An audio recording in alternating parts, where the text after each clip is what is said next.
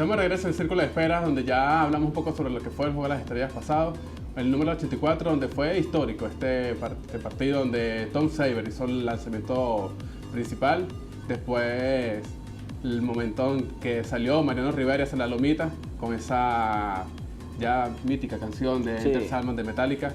Y después, para mí, un momento que también rescato y es la parte graciosa fue el triple de Prince Fielder. Nada fácil, ¿no? Sí, pero fue un Juego de las Estrellas interesante, fue un juego cerrado donde también, a pesar de que había una toletería fuerte por ambos equipos, se prevaleció el picheo, más que todo el de la Liga Americana.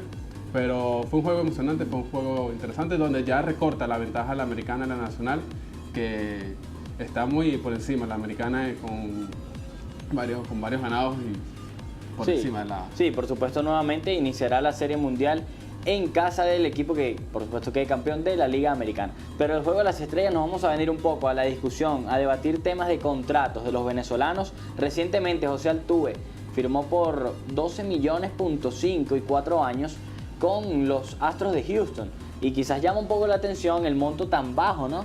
Apenas 12 millones y medio, un José Altuve que es una de las referencias en cuanto a la alineación diaria de los Astros de Houston, y por 4 años. Entonces estamos hablando de poco más de 3 millones de dólares por año, Marcos. Sí, si comparamos el contrato de Elvis Andrus de 120 millones por 8 años, ok, Elvis Andrus y José Altuve tienen posiciones distintas, pero los dos son primer bate, están entre los dos primeros bates.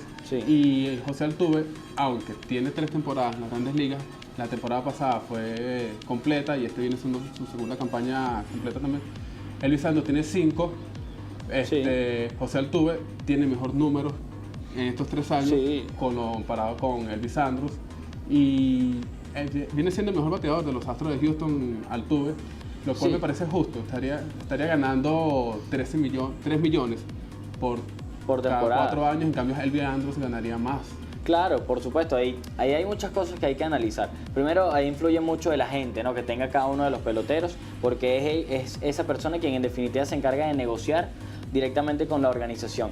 ¿Qué ocurre? Quizás José Altuve está asegurando, digamos, su futuro cercano, por así llamarlo. O sea, 4 años, al finalizar ese contrato, todavía va a tener tiempo para seguir haciendo vida en las Grandes Ligas. Sin embargo, van a pasar quizás sus mejores años entre los 25 y los 27 bajo este contrato.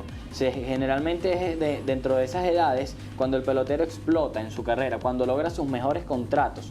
Es decir, y lo mismo podemos hablar y hacer la similitud también con Omar Vizquel. Omar Vizquel, que en sus mejores años nunca consiguió un contrato grande, como si lo hizo otro pelotero de igual características como lo es Roberto Alomar. Por ello, incluso fueron la dupla perfecta de las mejores duplas en la historia con los Indios de Cleveland. Entonces es donde uno dice, oye, pero qué casos, ¿no? ¿Cómo es posible esto? Bueno, es lo que se presenta. De repente José Altuve también se está asegurando, como decíamos, su futuro cercano, y tomando como referencia también puede ser la situación con Tabata, el jugador de los Piratas de Pittsburgh, quien apenas luego de su primera campaña logró firmar ese contrato de 6 años por 15 millones de dólares, y vean lo que sucedió después. Después nunca ha podido repetir los números que implantó en esa primera campaña. Entonces es un arma de doble filo. Sí, pero vimos, por ejemplo, son las estadísticas de que José Altuve en estos 3 años lleva 292. Recordemos que él empezó en el 2010. Sí, a mitad de campaña prácticamente. En 2011 ya terminando la campaña. Sí. Y empezó bateando. En el 2012 tuvo su primera campaña completa y ahora está teniendo esa temporada. Sí, y un dato acá que llama la atención, por ejemplo, el averaje. José Altuve, como decíamos, ha tenido mejor contacto, ha sido mejor bate en lo que lleva de carrera que Elvis Andrus. 284 para el segundo base de los Astros de Houston y 273 para el campo corto de Texas. También, por supuesto, en las bases robadas están bastante cerca, 77 Andrus, 61 Altuve. Carreras impulsadas, por supuesto, ahí Elvis Andrus sí quizás lo sobrepasa un poco, pero ahí también entra en vigor el resto del equipo, ¿no? Si mientras consiga gente en base, por supuesto vas a tener más oportunidades de empujar carrera. Y Texas tiene más veces, va a ocurrir eso con Elvis Andrus que con José Altuve. En cuanto a cuadrangulares, fíjense, José Altuve tiene 4 más que Elvis Andrus. Entonces es a lo que vamos. Son números similares, si bien José Altuve tiene 108 juegos menos jugados que Elvis Andrus, pero son números muy similares los que tienen cada uno de estos peloteros, son edades también similares, y entonces al ser contemporáneos y prácticamente compartir las posiciones de campo corto y segunda base respectivamente, llama muchísimo la atención la diferencia de cada uno de los contratos. Sí, lo que cabe también resaltar entre los números es lo que dijiste los equipos. Un Astros de Houston que no batea mucho comparado con unos Rangers de Texas y que es un equipo muy ofensivo. También viendo los números de, como ya mencionado, Marvis Kay y Roberto Alomar, tampoco tiene mucha... Sí, claro. De repente, ojo, no es que Alomar sobrepase cómodamente a Omar Vizquel, porque lo que aportaba defensivamente Omar Vizquel, en mi opinión, no lo ha aportado ningún otro campo corto en el béisbol. Pero, por supuesto, a la hora de batear, a la hora de la ofensiva, es donde marcó primero la distancia Roberto Alomar, 323 por 291. Ojo, 291 no es un mal averaje para nada. Las bases robadas, tiene más bases robadas Alomar, y las carreras impulsadas, ahí sí hay una brecha grande entre cada uno de ellos, al igual que en los cuadrangulares.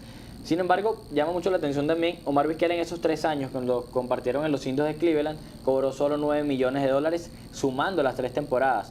Roberto Alomar en las mismas 3 campañas cobró $22 millones. Y que también cabe destacar que Omar Vizquel, después que iban pasando las campañas, es que empezó a batear. O sea, no fue un bateador nato, sino él fue aprendiendo cómo batear. Sí, y lo fue aprendiendo sobre la marcha, digamos, Marcos. Entonces, llama mucho la atención cómo estos dos casos, ¿no? José Altuve y Omar Vizquel, con estos contratos bajos, a pesar de tener números como para quizás haber alcanzado, buscado algo más. Sí, lo que me llama la atención fue, como habías dicho, lo del manager, el agente, en el que también es el mismo agente de Félix Hernández. De Félix Hernández, el de José Altuve. Me parece extraño de que por lo menos, 12 millones y medio es muy poco.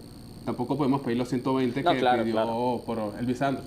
Pero por lo menos un poco más, unos 40 millones, hubiese sido aceptable para el trabajo que viene siendo Elvis Andrus, pero bueno, José Altuve. Nosotros dejamos este tema acá sobre la mesa para que todos ustedes también discutan un poco y debatan. También nos pueden escribir a través de @PazTVDeportes, @Círculo Espera, @Nautrón o @CT González. Marcus, hoy es jueves de película, para que este fin de semana allí tranquilitos en su casa puedan disfrutar de una buena película. En este caso les vamos a recomendar el caso de la 1919 de la Serie Mundial. La película se llama 8 hombres fuera. Esto porque fueron estos jugadores, 8 jugadores que quedaron expulsados de las Grandes Ligas. Sí, una película basada en la novela de Elliot Asimov de 1963 que se llama 8 hombres fuera, escrita y dirigida por John Sayles, en el que cuenta la mancha negra que tiene las Medias Blancas de Chicago, en el que vendieron la Serie Mundial contra los Rojos de Cincinnati. En 1919 fue esto. Había uno de los jugadores que formaba parte de este equipo de los Medias Blancas de Chicago, tenía nexo cercano con la mafia de ese momento de la ciudad, y entonces comenzó a convencer a varios de sus compañeros para vender el juego, para ir hacia una casa de apuestas, conseguir un apostador fuerte y entonces así vender los partidos. Sí, ya que para esa época los sueldos eran muy bajos, pues eso es lo que vio obligado a estos jugadores a recurrir a este recurso. Incluso se dice en la historia, ya que es culpa, más que todo es culpa del manager Comiskey, de Charles Comiskey, por ofrecer estos sueldos tan bajos. En la película vemos a Charlie Sheen, también a John Cusack y a Michael Rooker, que lo recordamos por The Walking Dead. Sí, así es, son uno de parte, ¿no?, del elenco de esta cinematografía que nosotros acá en Círculo de Espera le ofrecemos para este fin de semana de película. Así que, primero, a mí particularmente me han gustado mucho las películas que siempre son basadas en hechos de la vida real. Parece que eso le da un plus a la cinematografía que se esté viendo, y esto fue así. 1919 se presenta esta mancha en el béisbol. Estos 8 jugadores, de estos 8 hay 2 que no estuvieron metidos de lleno en lo que fue el amaño de la Serie Mundial, pero al parecer eran cómplices y sabían lo que estaba sucediendo, no se lo dijeron a nadie, guardaron silencio, y entonces por ello la Major League Baseball también optó por expulsarlos del béisbol.